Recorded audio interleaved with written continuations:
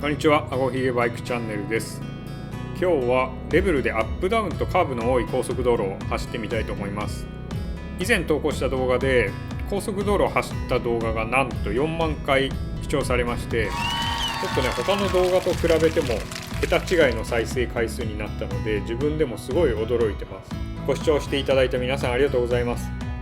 その動画で走った高速は山形県内を南北に走る高速で、比較的平坦で直線が多い高速だったんですね。初めて走る高速としてはいい道路だったのかな、走りやすい道路だったのかなと思うんですけど、上り坂とかカーブの続く高速ってレベルで走るとどうなのかなと思ったので、今回走ってみることにしました。でそこで今回は山形から宮城に向かう高速を走ってみたいと思います。で山形宮城は県境に山があるので、そこを抜けていく高速道路になるんですけど、アップダウンが多くカーブも続く道路になっています。で今回走っていく中で3つのポイントを見ていこうかなと思ってます。加速減速と追い越し、あと振動どうなるのかなっていうのをまた見たいなと思ってます。レベルの高速走行が気になる方はぜひ最後までご覧ください。では高速早速走っていきます。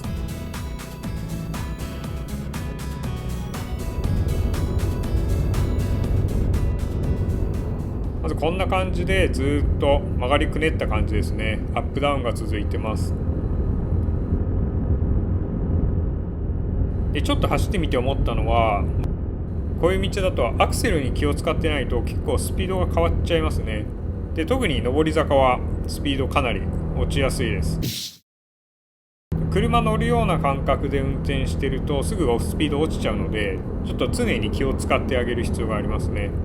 ただアクセルひねればスピードちゃんと出るし、今6速でずっと走ってますけど、シフトをダウンしないといけないとかそういうレベルではないですね。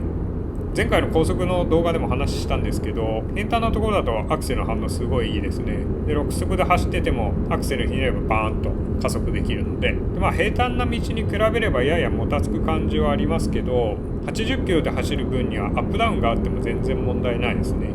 私昔軽自動車でこの高速何度か走ったことあるんですけど、軽自動車だとね結構走りがきつかったですね。きつかったのを覚えてます。で特に上りは結構頑張って80キロ出すみたいな感じでした。レベルは全然そんなことないですね。バイクと自動車比べるのもどうかと思いますけど、走りに関しては、多少アップダウンあってもスピードは出せるので、250cc って非力ってね、高速だと結構厳しいって言われたりしてますけど、思ってたよりも普通に乗ることができますね。なので走ってみた感想はこんな感じです。では続いて追い越ししてみたいと思います。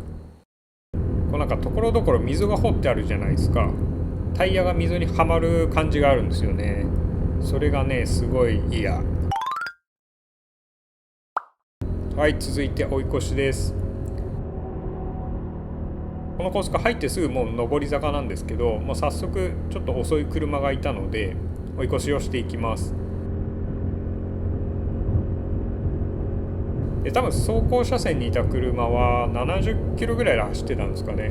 でそれを80キロぐらいで動かしたんですけど、上り坂でしたけど何も問題なかったですね。加速もスムーズにできました。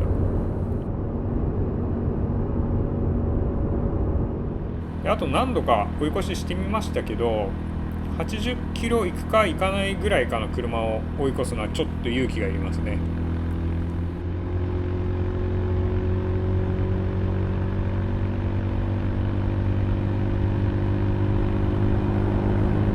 なんでかっていうと、まずね80キロ超えるぐらいから加速がちょっと鈍くなっていきます。6速で走ってて追い越しするために加速しようってなると、ちょっとね5速とかに落とした方がパワーは出ますね。であとは加速が鈍いので追い越し車線に車が来てないか結構注意する必要がありました。車いなくなったのを見計らってから追い越す必要がありましたね。であとはスピードが出ないので追い越しに時間がかかるじゃないですか。その辺結構気を使いましたね。100キロ制限の高速を70キロで走る車ってあんまりいないと思うんですけど、70キロぐらいで走ってる車を追い越すのは全然問題なさそうでした。だけど、80キロ以上の車を例えば100キロ出して追い越そうとするとちょっとね厳しい感じがしますね。やっぱり80キロぐらいで走行車線をまったり走るのがレベルに合ってるんじゃないかなと思います。結構この高速覆面よく見るんですよね。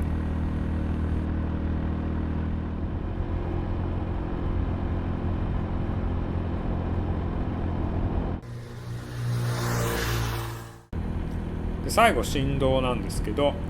レベルに限らずね、短気筒だと多分こうなんだろうなと思いますけど、やっぱ振動は結構ありますね。で前回走った時はその対面式の高速でしかも前に警察の車がいたので、かなりゆっくり走ってましたけど、その時は振動あんま気にならなかったんですよね。だけど、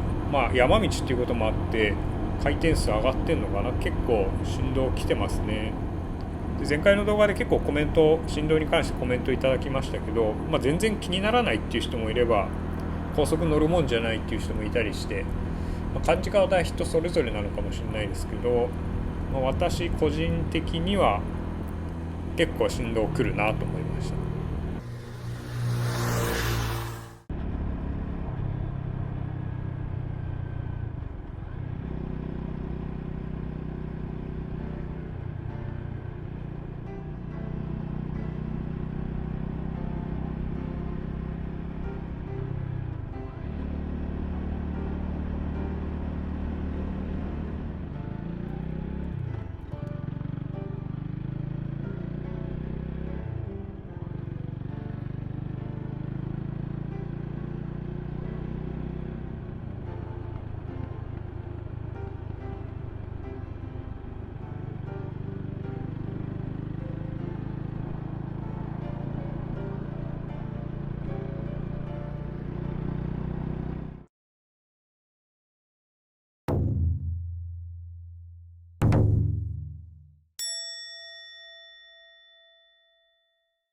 はい、というわけで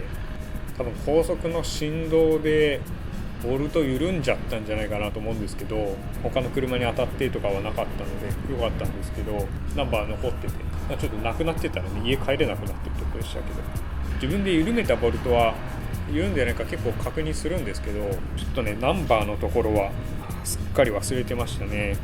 これから高速乗ろうと思ってる人はナンバーのネジ絶対チェックした方がいいですね。では最後までご視聴いただきありがとうございました。また次回の動画でお会いしましょう。バイバイ。